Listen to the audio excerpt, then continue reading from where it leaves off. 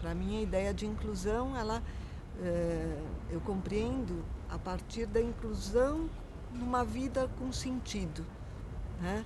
Não só estar dentro de um lugar, mas é participar, é pertencer, né? É perceber um sentido, é realizar esse sentido. Incluir é necessário, urgente e uma dívida social a ser sanada. Mas não é uma tarefa fácil. A formação de profissionais que trabalhem com a inclusão de pessoas com deficiência, na saúde, na educação ou no mundo do trabalho, se tornou uma urgência. Alunos de diversas áreas, criados em um mundo onde a inclusão não era uma questão central, deparam-se com um sem número de dificuldades, mas a maior delas é o desconhecimento. Formados por uma sociedade que até pouco tempo escondia as pessoas com deficiência, carregam medos e preconceitos que muitas vezes nem sabem que têm. Esse é um elemento importante que está presente nas relações com as pessoas com deficiência, que é o próprio desconhecimento que gera um medo, gera uma insegurança. Eu não sei como agir, então não vou me expor, pelo mesmo mecanismo, porque se eu me expuser, eu me fragilizo diante de algo e alguém com quem eu não sei lidar, né? Então isso acaba levando, algumas vezes, a que a pessoa evite o contato, né? Não se aproxime. Então é uma barreira atitudinal também, né? Então a gente teria que, de alguma forma, falar desse tipo de dificuldade, não esperar que na nossa cultura e no nosso percurso histórico, onde a deficiência foi muito discriminada, foi muito invisibilizada, que as pessoas aceitem com naturalidade esse convívio, né? Porque há marcas históricas aí. O Instituto de Psicologia da Universidade de São Paulo forma dezenas de psicólogos todos os anos. E a questão do trabalho com pessoas com deficiência, se ainda está fora da grade curricular normal, já é objeto de interesse de alunos e professores.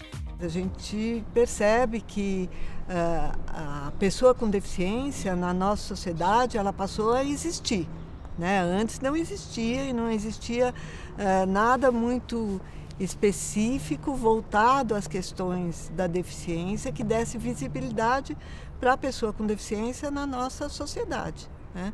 Então elas eram muito invisibilizadas. Hoje em dia é notório que se ganhou visibilidade em muitos temas relacionados à deficiência, né? E há um interesse, uma abertura de alunos para trabalhar com esse tema. O aluno da psicologia, a tendência mais significativa quando ingressa no curso de psicologia é a busca pela clínica, né?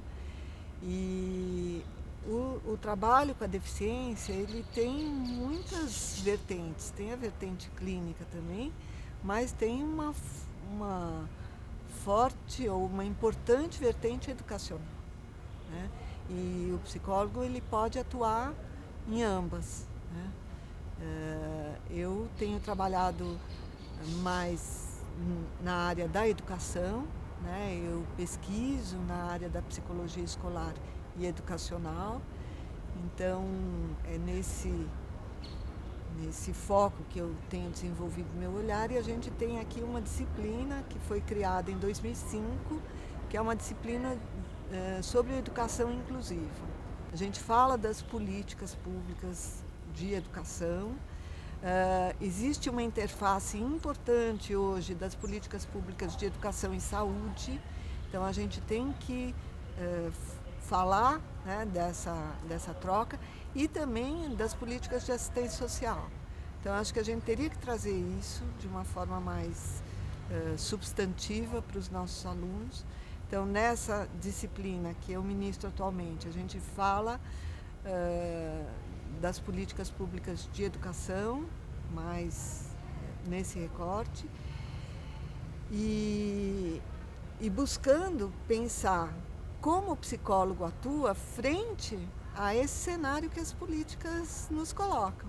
Não tem sido raro alunos nossos serem chamados para poderem participar da vida escolar de uma certa criança, e a gente fica na supervisão.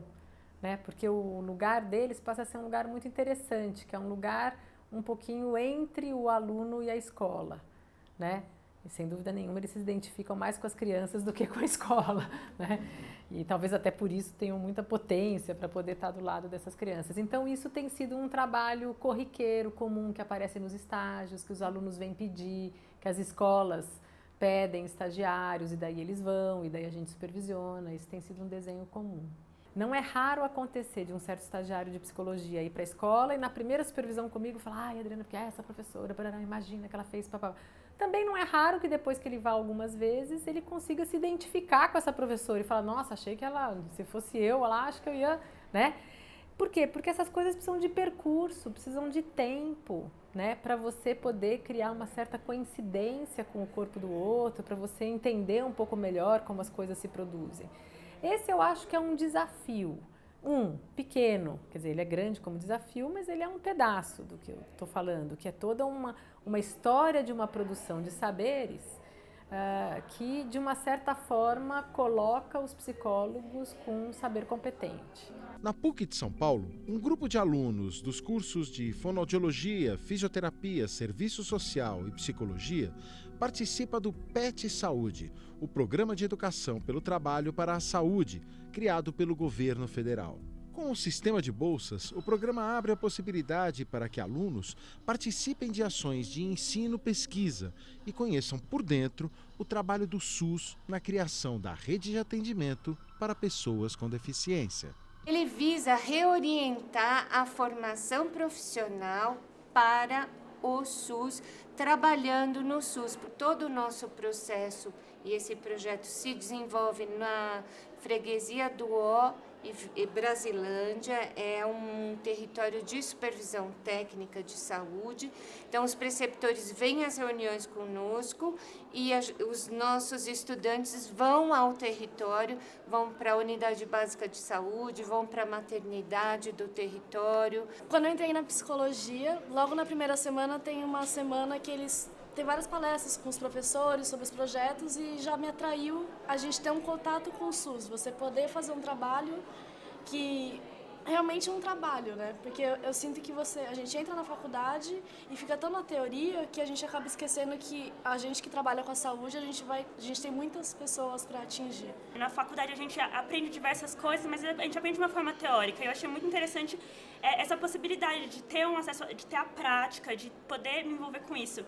E essa questão da deficiência também é uma coisa que já me interessava, que eu já tinha um interesse. E durante o primeiro semestre a gente não tinha conversado muito sobre isso na graduação e eu achei bem interessante poder trabalhar isso no projeto. Poder estar dentro do SUS logo no segundo ano, coisa que eu não poderia fazer, né? A gente só tem estágio a partir do terceiro ano, não necessariamente na saúde pública. E ter a chance de estar dentro do SUS antes foi o que me chamou. E aí acabei me deparando com a questão da deficiência e gosto muito, assim, tenho pensado bastante em seguir por esse lado, assim. Ir ao campo, no território, me possibilitou ter esse novo olhar, tanto em cima da saúde pública, tirando toda a visão estereotipada, generalizada que eu tinha, abrindo um novo campo de conhecimento, que só vem agregando e tanto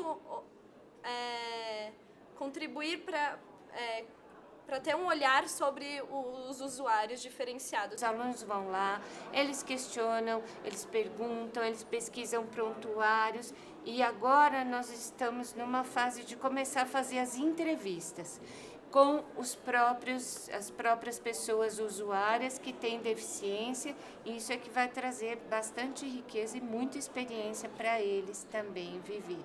Me sinto numa troca e eu acho que isso vem muito não das pessoas em si ou do projeto em si, mas da maneira, depois que a gente estuda o SUS, a gente percebe que o SUS ele é pautado nisso também, ele é construído nisso, no coletivo, não só de uma visão, muitas vezes a biomédica, uma visão normativa, sei lá, mas ele é visto na coletividade e na multiplicidade de saberes.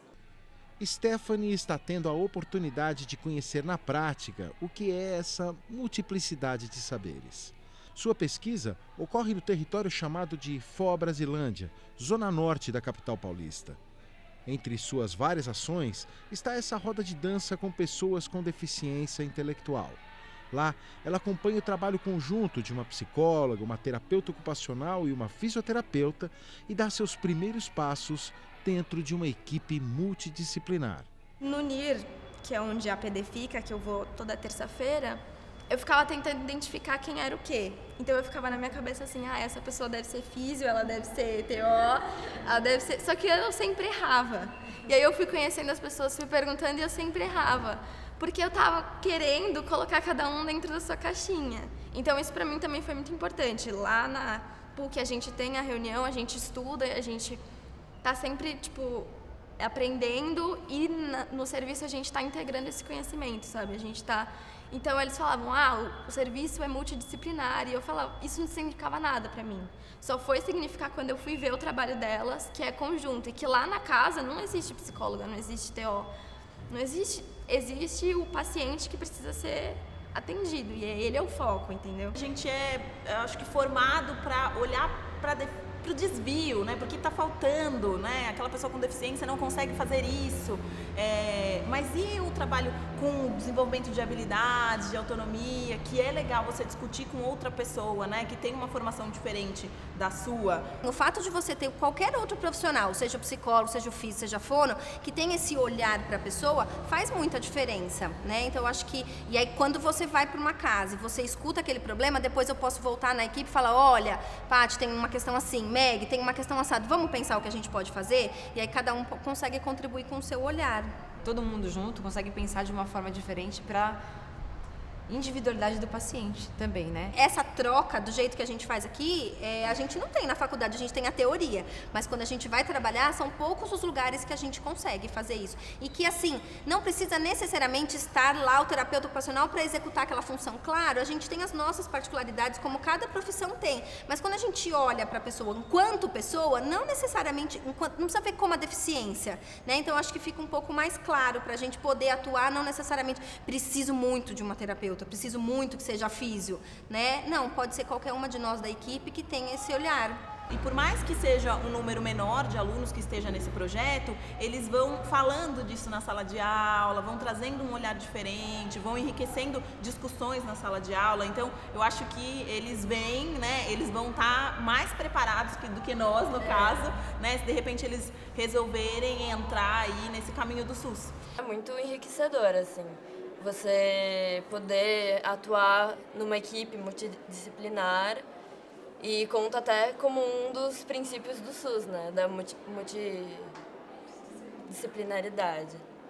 E acho que está sendo um dos pontos mais enriquecedores para mim, né? Essa transformação, poder enxergar a pessoa de diferentes óticas, um podendo emprestar para o outro a bagagem que tem e formar um conjunto completamente diferente e um olhar muito mais universal sobre a pessoa.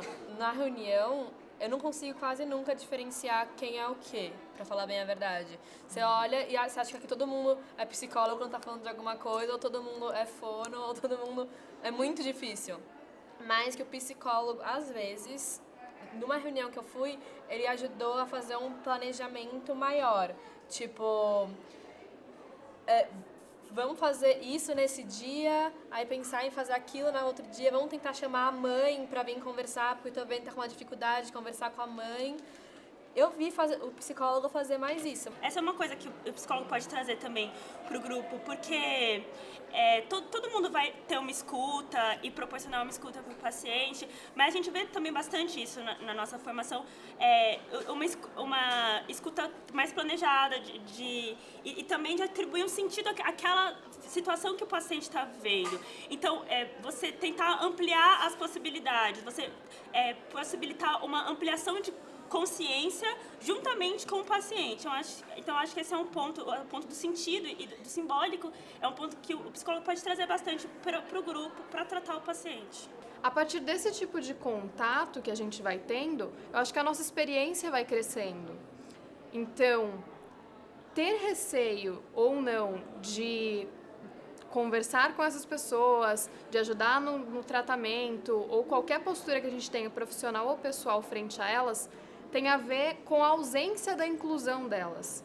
Ou seja, quanto maior o contato que a gente tiver com essas pessoas, quanto mais incluídas elas estiverem no nosso cotidiano, maior a chance da gente saber conversar com elas, saber lidar com elas e saber ajudar sem passar do limite do aceitável, sem tratá-las como coitados, entendeu? Eles vêm, eles te dão um oi, eles se apresentam, eles perguntam quem você é, o que você faz. Se você vem várias vezes, eles lembram de você. Então, eles mesmos me deram a abertura. Na verdade, quem estava fechada era eu. Eu que estava pensando, nossa, eu nunca convivi com pessoas assim, o que eu vou fazer? Eu que estava pensando nas diferenças só. No primeiro momento, a Stephanie, ela me acompanhava e me observava. Agora não, agora ela tá falando com aquele usuário, ela tá tendo esse contato, ela pode perguntar as coisas que ela quiser. Então, assim, isso é muito legal, né? Porque eu acho que a gente fica nessa ansiedade, né? Enquanto aluno, de quando será que eu vou começar? Como é que é isso? Como que será que, né? Então, assim, a gente tá indo na casa de uma pessoa, se apresentando como, olha, eu sou estudante de psicologia, eu tô aqui para fazer uma pesquisa, para entender qual que é o caminho que você fez, né, para chegar, né, num atendimento de saúde. E aí eu queria fazer algumas perguntas. Então, assim, ela tá em contato, né, de fato. É legal ver até a mudança, né, da Stephanie, que tá comigo há um ano e pouquinho, né, me acompanhando nas visitas e nos primeiros dias bem quietinha, assim, e aí depois a gente conseguia conversar sobre o que a gente estava falando, sobre o que a gente estava fazendo, né, em alguns momentos ela me falava, Meg, mas e isso, aquilo, que era uma coisa que eu nem tinha pensado, né, então proporciona com que a gente comece a pensar em outras coisas. Não existe uma preparação, nem uma cartilha que explicite como que devemos agir frente a tais e tais circunstâncias. Então, o que eu vejo, claro que tem que ter uma preparação, mas essa preparação é uma formação no sentido da abertura à experiência com o outro. Eu acho que é isso que a gente pode formar, né? E discutir a importância de estar aberto a essa diferença, né? Aceitando a diferença, aceitando a possibilidade da experiência com aquilo ou aquele que eu ainda não conheço, né? E como é que eu posso estar preparado para adentrar um universo desconhecido, sabendo que isso faz parte do meu fazer. No próximo programa, Diversidade mostra a inclusão das pessoas com deficiência no mundo do trabalho. Não perca!